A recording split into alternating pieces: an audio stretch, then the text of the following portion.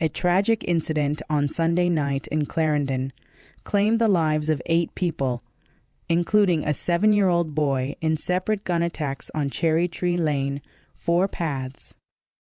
According to reports, the first attack occurred around 8:45 p.m. during a birthday celebration at a car wash in the community. A white axiomotor car arrived and 3 armed men exited the vehicle, opening fire on the gathered residents. In the chaos that followed, 4 individuals were killed instantly, while 3 others succumbed to their injuries after being taken to the hospital. Police reported that the assailants then drove toward the Maypen bypass. Along the way, still within the Cherry Tree Lane area, they stopped at another gathering. 2 of the men got out of the car and again opened fire, killing 1 person before fleeing the scene.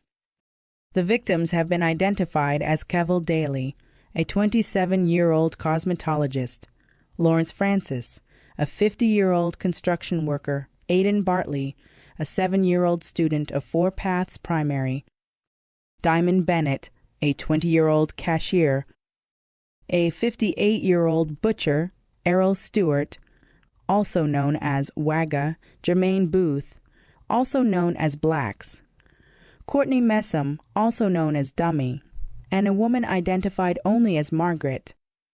In addition, 9 people were injured in the first attack, including a toddler just over a year old. Deputy Commissioner of Police Fitz Bailey described the incident as bordering on terrorism, suggesting it was intended to instill fear and intimidate the community. He assured the public that those responsible would be brought to justice. "We are in the early stages of our investigation, and the scene is still being processed," DCP Bailey said on Sunday night at the scene. "We promise the nation that we will get to the bottom of this and ensure that those responsible face justice. The police are fully committed to ensuring that justice is served, and we are using all available resources to find the perpetrators." 3 Jamaican men have been arrested and charged in connection with the murder of a fellow Jamaican and the injuring of his girlfriend in Panama City Beach, Florida. The deceased, 23-year-old O'Neal McDonald, was the son of a former Jamaican national football player. His girlfriend, a 21-year-old woman, was also injured in the incident. The suspects are 23-year-old Andre Germain Ranglin, Devonte Jones, 23, and 37-year-old Ricardo Everton Golden, all residents of Panama City Beach.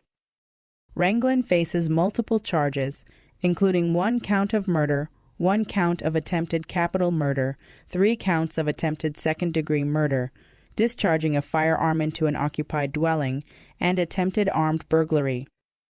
Jones is charged with accessory after the fact to murder and destruction of evidence, while Golden faces charges of accessory after the fact to murder. The Panama City Beach Police Department reported receiving a call on Tuesday about shots fired at the 10X apartment complex, located at 9700 Panama City Beach Parkway. Upon arrival, officers found McDonald's body near the 1300 building, riddled with gunshot wounds. The injured woman was also discovered with a gunshot wound and was immediately transported to the hospital, where she underwent surgery and is expected to recover fully. Investigators believe the shooting stemmed from an ongoing dispute between McDonald and Ranglin. Evidence suggests that Ranglin, wearing a dark-colored hoodie, approached McDonald's apartment complex from a nearby location and opened fire while McDonald was outside. McDonald attempted to flee but was pursued by the gunman, who continued firing, eventually killing him. Over 10 rounds were fired at McDonald. Afterward, the gunman allegedly targeted the woman, who had been standing next to McDonald.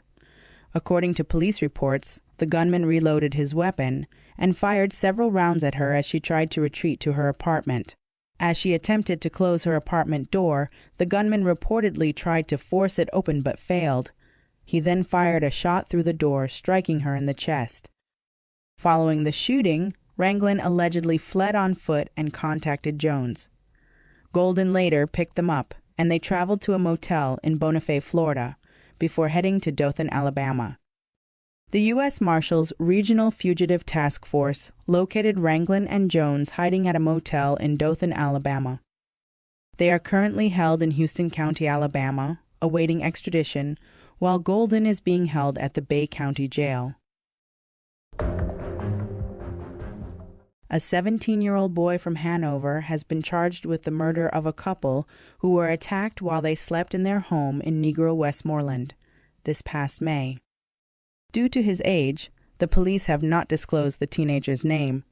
He faces charges including 2 counts of murder, possession of a prohibited weapon, and using a firearm to commit a felony. The shooting occurred in the Nompriel Heights community on May 23. According to the Savannah Lamar Police, around 11:30 p.m., 62-year-old fisherman Kevin Whitmore and 49-year-old Althea Hunter was asleep when armed men broke down their front door. The intruders entered and opened fire, hitting the couple multiple times before fleeing the scene. The police were called, and upon arrival, they rushed the victims to the hospital. Whitmore was pronounced dead, and Hunter, after being treated and admitted, later died from her injuries. The boy was apprehended during an operation on August 8. Jamaican reggae artist Michaela Victoria Simpson, better known as Koffee, recently performed in the UK and shared exciting news in a post-performance interview. She's set to release a new album soon. The 24-year-old from Spanish Town took the stage at Reggae Land 2024 on Sunday, August 4th, following her performance. She spoke with DJ 745 of Reggae Interviews and confirmed, "I have a new album coming out soon." When asked about upcoming music, Koffee, who appears to have gained some muscle compared to her earlier, slimmer appearance, was also asked about the album's release schedule. When the possibility of early 2025 was suggested, she responded, "I think that would be ideal. We can say that." During the interview, Koffee also opened up about the pressure she feels since becoming the youngest Jamaican and the only woman to win a Grammy in the reggae category. "I don't think I accept the pressure, but naturally you kind of would, because you want to keep the standard and meet people's expectations, because music is a service," she explained. So far, Koffee has released 2 albums, Rapture in 2019 and Gifted in 2022. She hasn't released any new music on her YouTube channel since her last album. Like Chronix, Koffee's fans have been eagerly awaiting new music.